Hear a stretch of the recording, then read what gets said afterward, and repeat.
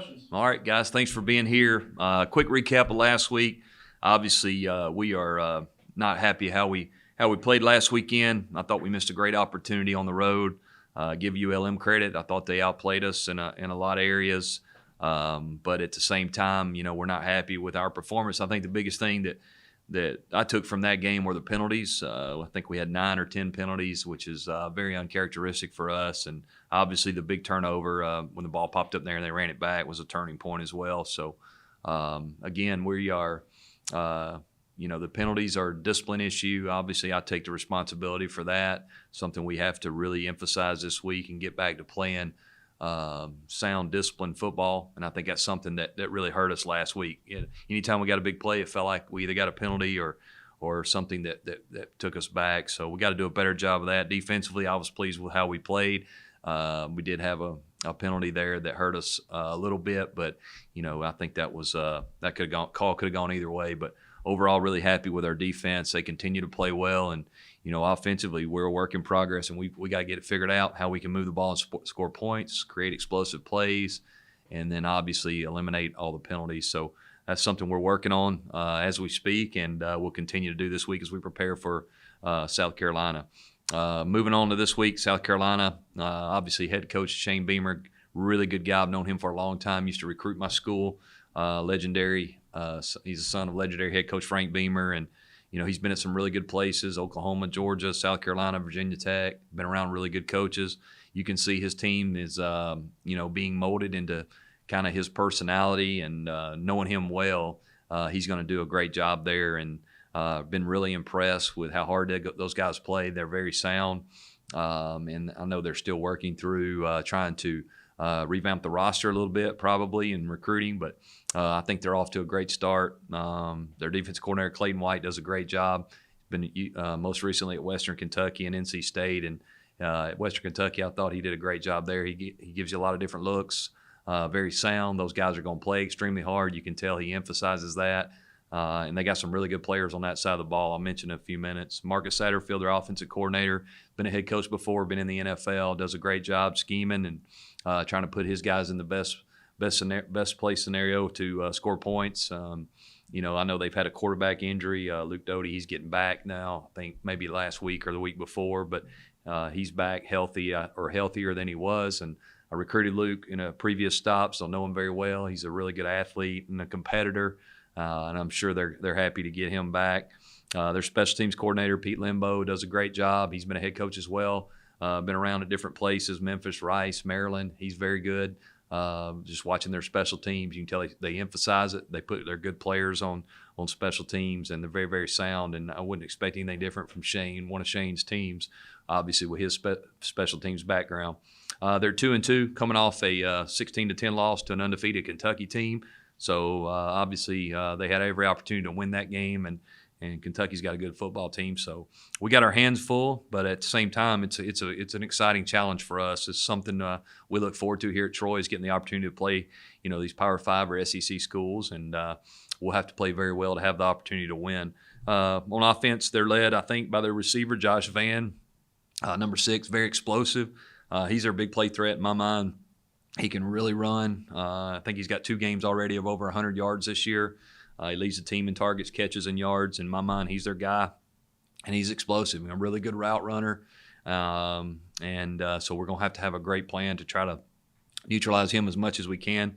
Defensively, Kingsley Enigbari, I'm not sure if I pronounced that right. I hope I did. He's a dynamic pass rusher, explosive, big-time player, playing in the NFL for a long time.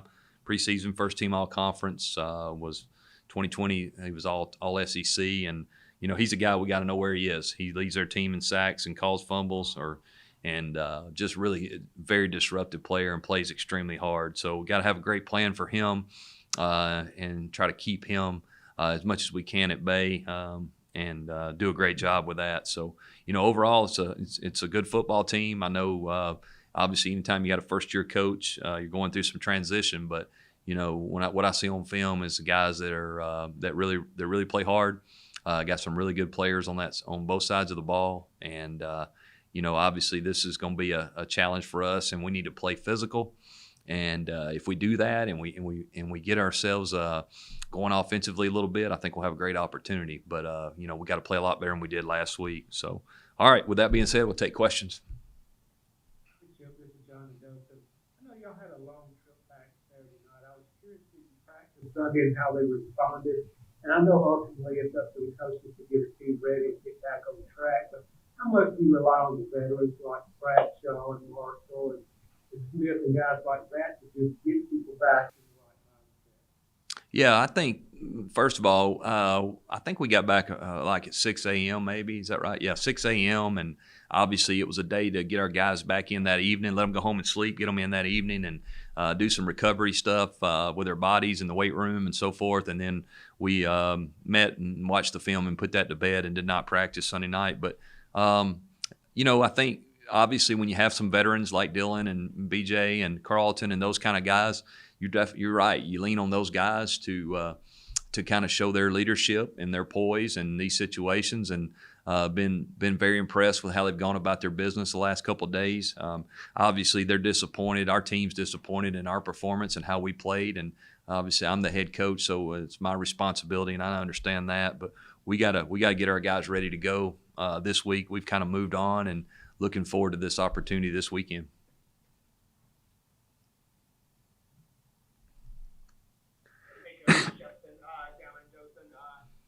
Back off that a little bit. How do you go about leaving this game in the past and looking forward? Because I know they're still young kids and that they're going to be reflecting on it. How do you get them to push what happened this Saturday out and focus on South Carolina? Yeah, it's not difficult from the standpoint of we obviously disappointed how we played and we learned from it, but our guys are very resilient. At the end of the day, we're 2-2 and we got 8 games left. We don't have time to sit around and feel sorry for ourselves or act, disappointed in what we did.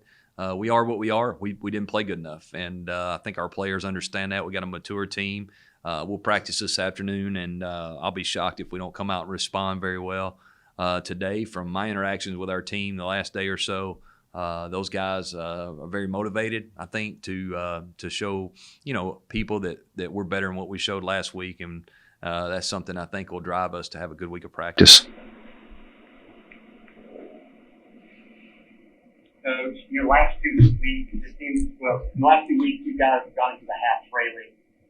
Before your offense kind of turned it on in the second half. Just, wondering what was behind that.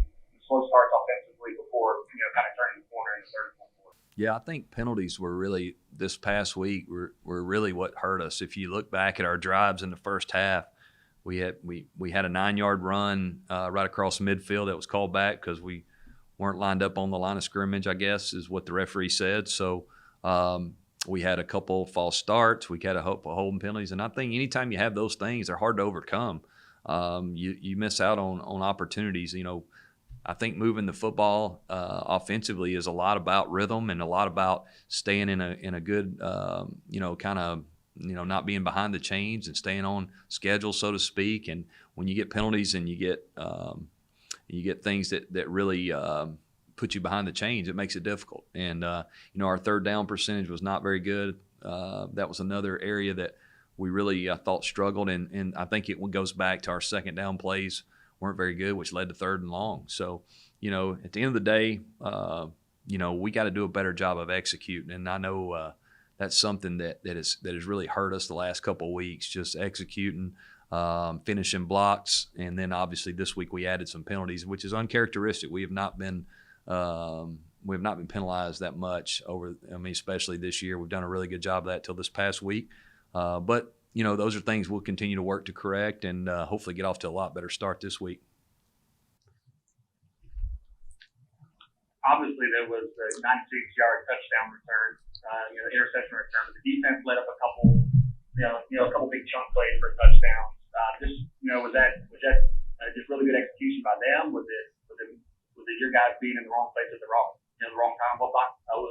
What went behind those big plays? One of them was we let a guy get behind us in cover 3, which is unfortunate. Played the wrong coverage and got turned around.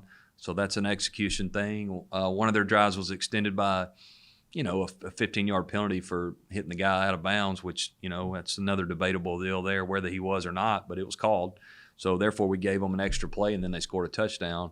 I'm pretty sure that was the same drive. And then the 4th and 1 call, we just didn't stay in our gap. We had a guy there that was supposed to maintain leverage, and he ducked inside, and next thing you know, the guy's on the corner. So, it goes back to execution, like you said. Those are things that we got guys in the right place. We got guys, headed in the right direction, being where they're supposed to be, but we got to execute the call. And we just didn't do that on those two touchdowns for sure. And then obviously the return was a little bit of bad luck. I mean, the ball was, I guess, called or not totally called, pops up in the air, and there was just nobody there to stop him. So, a little bad luck on that. But the defensive stuff, I mean, we got to execute the call, and I think that's what it comes down to. Taylor threw the ball off a lot Saturday night. Was that more of a trying to catch up mode or a lack of trust in the running game, or is that kind of that identity? Well, I think when you get behind, we got behind 2 scores, and I also think too that we wanted to get the ball down the field. Those guys really played a drop 8 defense, which kept us from being able to throw a lot of balls way down the field. And when you're struggling running the ball and all the, when you're behind the chains with long yardage, it makes you throw it probably a little more than you would. Of course, once we got down in the 4th quarter, we just felt like we had to go as fast as we can and try to get the ball down the field as often as possible. So probably, John, to answer your question, a little bit of both, a little bit of lack of execution in the run game, but also, being down and trying to rally there at the end, I think led to some of that.